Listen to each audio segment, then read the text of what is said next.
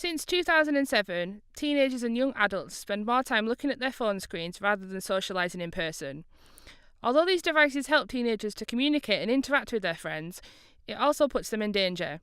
They can become victim to cyberbullying and harassment, but it can also put their health at risk, causing problems such as memory loss, headaches, and sleep deprivation. In this documentary, we investigated how mobile phones and other devices have affected young people and their development. We asked Matt, a student at Furness College, to spend the day without his phone to see what his reaction would be. At first, Matt seemed relatively calm and felt comfortable without his phone. As the day progressed, he became more agitated and uncomfortable. He became visibly anxious and not happy with us filming him. 3 hours in, and Matt has had enough. He is restless and begins exhibiting nervous tics. This is made worse by his phone receiving messages and calls he can't answer. 5 hours into the experiment, and Matt does not want to continue and asks for his phone back. As soon as he is given his phone, he instantly becomes more relaxed and less anxious. Yeah. I'm Will Johnson. I'm the coordinator for the Media Foundation degrees, Media Production and New Web and Design Development. Did you grow up using technology such as mobile phones? They didn't exist when I grew up. There were absolutely the only way that you could make a call when I was growing up, because people didn't even have a landline in the house in that era. You had to go up the corner of the street and go in a red box, and there were 2 buttons, and so you put your penny in and you press button A, and if they answered, then you could press button B and the penny dropped down, you made the call.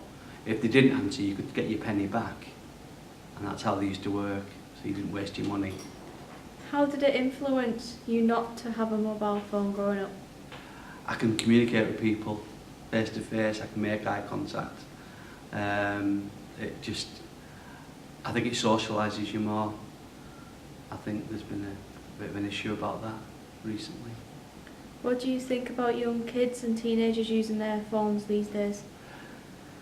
I think it depends on how they've been brought up. I think there is a difference between not everybody. I mean, everybody uses them.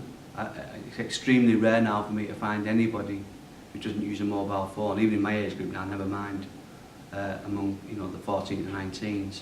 But what I find is that many of the 14 to 19s, even among themselves, when they're sat together, are not really communicating. They're actually looking down at the phone. That is a bit of a worry.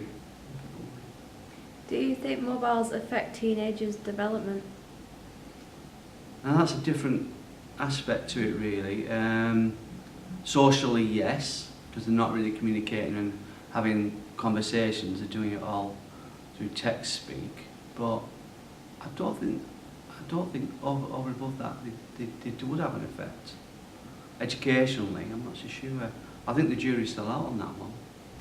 I could be proved to be wrong in the future. And that's it? That's great. My name's Emily and I am 18 years old. Did you grow up using technology such as mobile phones? Yes.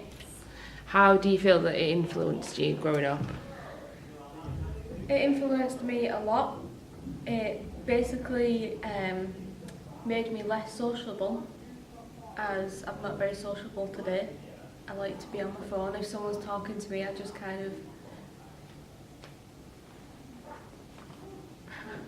blank them, that's the word I'm looking for.